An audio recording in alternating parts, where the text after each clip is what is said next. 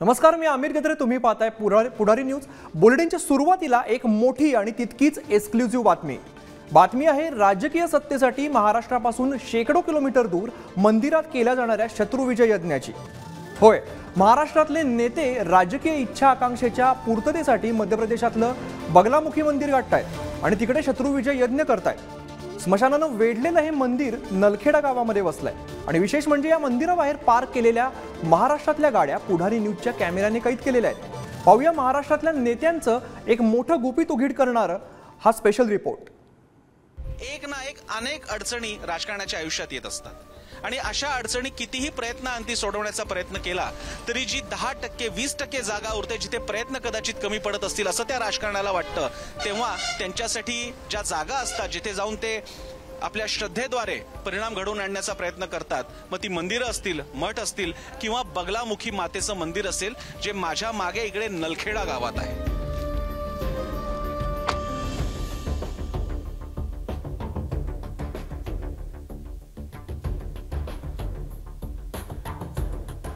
मध्य प्रदेशातल्या नलखेडा गावातलं स्मशानानं वेढलेलं हे बगलामुखी मंदिर.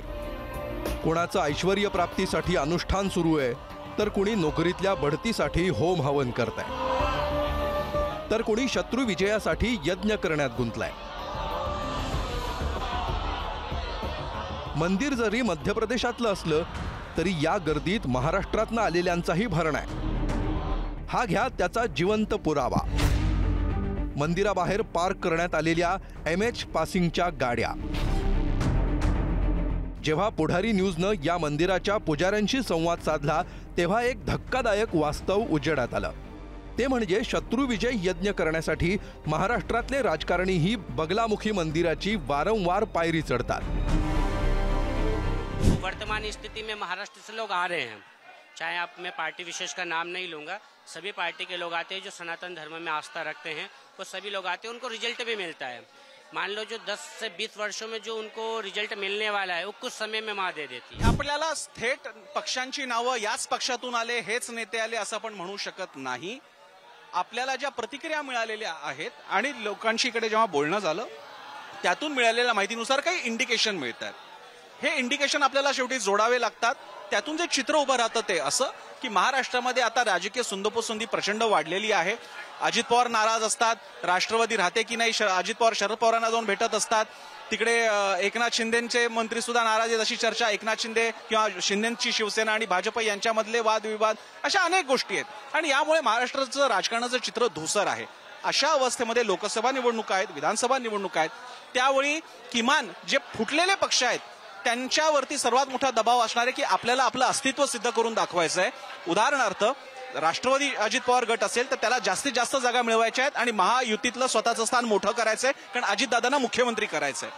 शिवसेना, शिंदेची शिवसेना किंवा ज्याला आपण शिवसेना म्हणतो, त्यांच्यावरती पण तेवढाच मोठा दबाव आहे, कारण शिवसेनेला या महायुतीमध्ये शिंदेच्या शिवसेनेला आपलं अस्तित्व मोठं करायचंय. शिंदेना कदाचित पुन्हा सीएम पदासाठीची अपेक्षा असेल, त्यांना स्वतःचं तिकडे कायम ठेवलं पाहिजे. त्यामुळे या अतिशय अस्थिर अशा काळामध्ये उद्धव ठाकरेंच्या शिवसेनेला सुद्धा महाआघाडी अंतर्गत स्वतःचं स्थान बळकट करायचंय. त्यांच्यासमोर सुद्धा पर्याय नाहीये. त्यांच्या आज आमदारांचं नेमकं काय होतं हे माहीत नाहीये. 5 महिन्यांपूर्वी महाराष्ट्रातील बड्या नेत्यानं बगलामुखी मंदिरातल्या गुरुजींना सोलापूरला बोलावलं होतं, अशी माहिती स्वतः गुरुजींनी पुढारी न्यूजला दिली. बगलामुखीला नवस करण्यासाठी नेते स्वतः मंदिराची पायरी चढण्याऐवजी त्यांच्या निकटवर्तीयांना धाडतात. सध्या 5 राज्यांच्या निवडणुका सुरू झाल्यात, त्यामुळे इतर दिवसांच्या तुलनेत नेत्यांच्या नातेवाईकांची गर्दी वाढली आहे. फक्त नेतेच नव्हे तर प्रसिद्ध व्यापारी, बड्या पदावर बसलेले सरकारी अधिकारी यांच्यासह इतर भक्तगण बगलामुखीच्या दर्शनासाठी येण्यामागचं कारण म्हणजे ही आख्यायिका.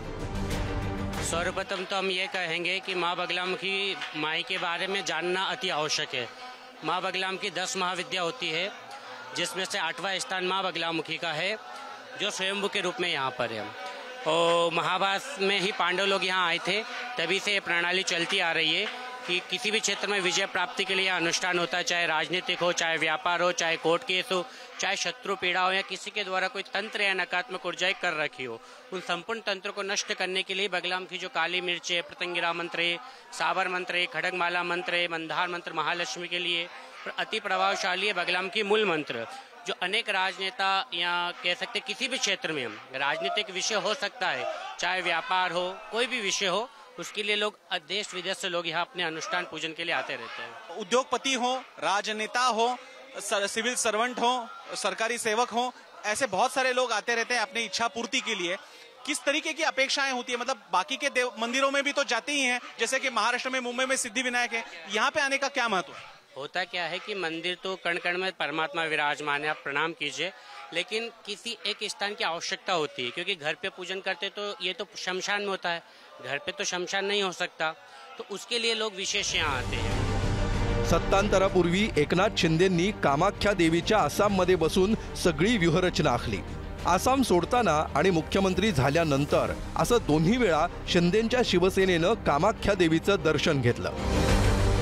जशी शिंदेंची कामाख्या देवीवर श्रद्धा आहे, तशीच महाराष्ट्रातल्या अनेकांची बगलामुखी आणि इतर अनेक देवी देवतांवर श्रद्धा आहे। श्रद्धा हा ज्याच्या त्याच्या वैयक्तिक आयुष्याचा भाग आहे।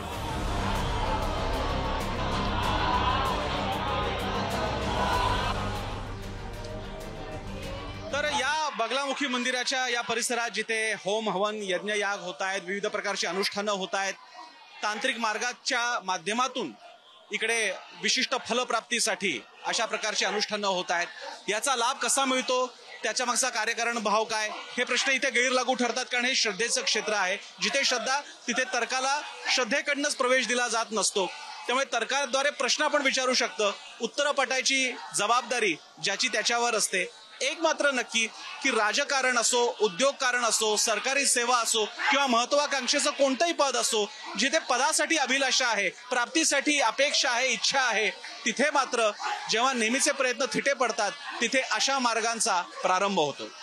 कॅमेरा पर्सन अमृतसह प्रसन्न जोशी, बगलामुखी मंदिर, मध्य प्रदेश।